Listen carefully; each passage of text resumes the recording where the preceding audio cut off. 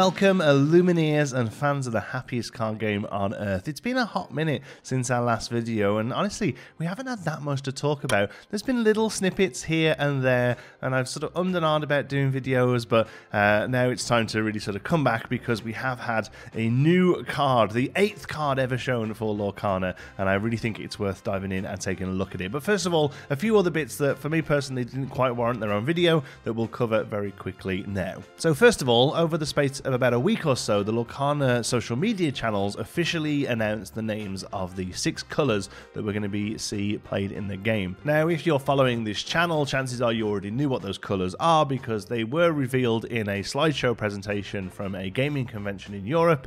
So a lot of us who are really into this sort of stuff already knew these, but it was nice to sort of have them sort of officially sort of put out there to the wider world. As a reminder, they were Amber, Emerald, Sapphire, Ruby, Steel and Amethyst. I didn't have to go and look that last one up, I promise. We also found out, thanks to Knive over at Knive's Corner, I'll put a link in the description to his video, he just did the old classic, you know, ask and you get. Asked them if we could have a little bit of tidbit of information, and he found out that you're able to use up to 2 colours in a deck at any time. This is really interesting stuff. We don't know whether it's necessarily a hard limit or a soft limit. We don't know whether or not we'll see cards that will eventually break this. A lot of card games will have rules in place unless a card says otherwise. There's a bit of asterisk next to a lot of these rules. For instance, in the Commander format of Magic, you're only allowed 1 of each card, but there are a number of cards that say you can have multiple copies of this card that kind of break that rule. So I wouldn't be surprised if eventually we do see cards that say you can play this card in a deck of a different colour or something like that. And we don't know whether or not one of the colours, perhaps Steel, will act as like a colourless with it being grey and can be placed in any deck, or whether it is its own colour. It suggests that we'll have 21 different deck combos, I think it works out as. A lot of people were saying that it's 36 different, and that's just 6 factorial, but that's assuming that a red and green deck is different from a green and red deck to give you the 36 colour combos. And it might be, honestly. There could be a primary colour and a secondary colour. Again, we don't know.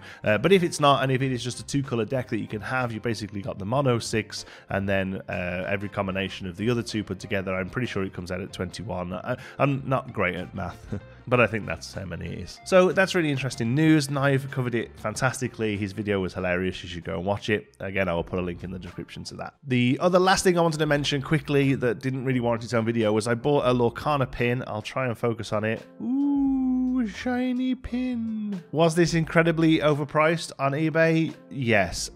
Is there anything on it that says it was from D23? No. Chances are they're going to be giving these out at every event they do over the next year or 2? Yes, probably. But I really wanted something from the sort of start of this whole thing. I couldn't afford any of the cards, so I got myself a pin, and I'll know that it was from D23, and that's enough for me. Okay, big story. A new card. Not only a new card type as well. A few days ago, the social media cogs started turning, and we got a few little pieces of a jigsaw puzzle, which makes sense because Ravensburger mostly do jigsaw puzzles. This is an action card that most likely will play differently from the character cards that we've seen so far. Again, all of this wild speculation, but chances are I imagine that character cards will stick around on the board and interact turn by turn, where an action card is kind of like a one-hit wonder. It comes down, whatever the card says resolves, and then it goes away into a discard pile or into a graveyard, or whatever term they end up using. They won't call them graveyards, obviously, but usually these kind of things are a one-hit wonder. This would be equivalent to a spell card in Yu-Gi-Oh! Or a sorcery or an instant card in Magic. What is interesting about this one, it's obviously got some fantastic Maleficent Dragon art there by Luis Huerta, I think his name is.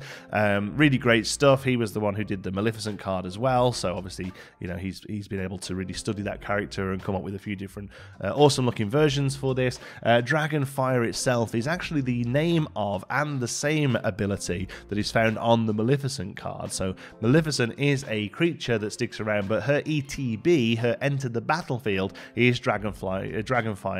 When this creature comes down, banish another creature.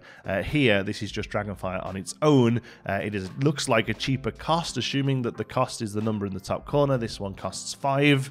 something, as opposed to Maleficent costing 9, but then Maleficent sticks around and acts as a body on the board later on. This is often in these card games called on a stick. So we would say that Maleficent is Dragonfire on a stick, because that means that she has an ability but then sticks around as a body. Not really sure where that term comes from, but that's what these things are known as. So a few things to point out here then. The border around the number 5 in the corner that we assume, I think pretty solidly, that that's the cost to play the card. It's a planar border. It doesn't have the full design around it that the creature cards do. People are wondering whether that means it's a separate type of resource or something. Personally, I think that's just a design choice, so that as you look at your hand of cards, you can immediately identify which cards are creatures and which cards are spells. Just being able to look as you fan the deck, you can see in the top corner, oh, I've got 3 creatures, 2 spells, and that, personally, I feel like it's just a subtle design change for that reason. But it could be something completely different. It could be that there's different resources.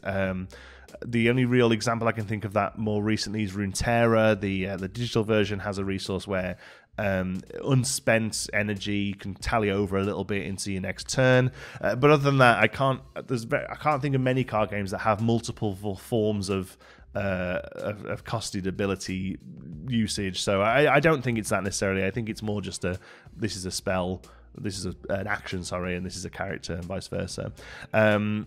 Again, we don't necessarily know how actions work, but if it's anything like a lot of other card games, it will be a one-hit wonder. It happens and then is removed from the game. It'll be interesting to see whether or not there are timing restrictions as to when you can play these. Magic being a good case of this, you have instants and sorceries. Sorceries can only happen in certain phases of your own turn, unless otherwise stated, whereas instants can pretty much happen at any point in the game, and are very often played in a reactionary manner, so counter spells, that kind of thing. No, you can't do the thing you're trying to do. They're very often instants. So it'll be interesting to see whether or not the action card has the kind of ability to be played whenever. The other thing I think is really worth pointing out, and again, we talked about this on the Maleficent card itself, the fact that it just says Banish chosen character and doesn't specify it's an opponent's character is really interesting to me. I'm pretty sure we talked about this on the Maleficent card itself, because it is the same ability, but I think that's a really interesting design space. Rather than being very specific with it, they've really kept it open, and being able to pack all that into 3 words as well, I think is really quite impressive. On a very surface level, Dragonfire comes down and kills or banishes one of your opponent's characters. But say that you have the ability to bring your own creatures back from banishment.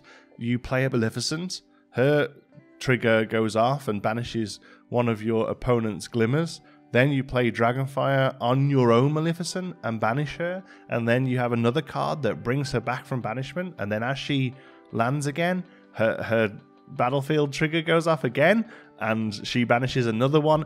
You can see how that using very simple terminology and very open-ended terminology is going to give them a much interesting design space to pull from, and that's something I'm really excited about. So the last thing I really want to talk about is what's missing from the card and also what's covered up from the card. Interestingly, we don't see any of the pips down the side there, which again doesn't really tell us anything. This is all just wild speculation. Please, you need to stop telling me that these videos are speculation. I know they are. All the videos that people are making on YouTube right now about this game are speculation. If you don't want to see speculation about this game, just go away until it comes out. I'm joking. Please stick around. We'll have fun here. It's fine. Just remember that we're all just spitballing. But anyway, even though this is speculation, I think that the fact there are no pips on this kind of tells us that this is the pips are no sort of rarity or casting cost or anything like that. I'm pretty sure that they are going to be the win condition. Either you need to have so many of them out on your side of the board, or you need to collect so many of them from your opponent. I really wouldn't be... I would be surprised if it's anything other than that, but again, who knows? But the fact that they aren't here, I think, even further sort of pushes me into that line of thinking. And then there's quite a bit of the card covered up. Now, obviously, they're going to be covering up things like the rarity, the set symbol, the number this card would be out of the set, that kind of thing. I find it interesting that all of this swirly stuff is there. They could have just like photoshopped out the black bar at the bottom, and I would have been okay with that. It suggests that there's something else written on this card, but I've got no idea what it could be. Any ideas? Please let me know in the comments. What's hidden? What is hidden under that smoke that they don't want us to see yet? That's the bit that really interests me. Either my only thought could be that it's a more of a full description of what banished means. That's something you see in a lot of card games, especially when they bring in a new mechanic. For the first time time they print that mechanic, they will try their hardest to sort of describe what that mechanic is. So for instance, in Magic, a card might say Menace, and then after Menace it will say this creature must be blocked by 2 or more creatures. And then they just do that every now and again, and then eventually they just start printing the word Menace and they assume that you know what it means. So maybe it's that. Maybe there's a larger description as to what Banish target character actually means, or maybe it's something completely different. I'd be really excited to see, and hopefully you've got some fun ideas, because I really can't think what it could be. I think that's everything. They've told us that we're going to be getting full gameplay in the spring of 2023. Hopefully before then we still keep getting these little snippets. I was actually making a video about the sort of drip feed problem that we seem to be having with Lorcana, and whether or not that initial D23 launch or announcement was a little early. I still think it probably was, but if they can give us something like this every few weeks from now until spring when we get the rules, then I think that would probably satiate us all enough. But I'd be interested to see what you think about that as well. Let me know. Are we getting enough information about Lorcana? Are we not getting enough? Tell me what you think. That's all for today. Thank you so much for watching. I love you all to bits. Until the next one, be good.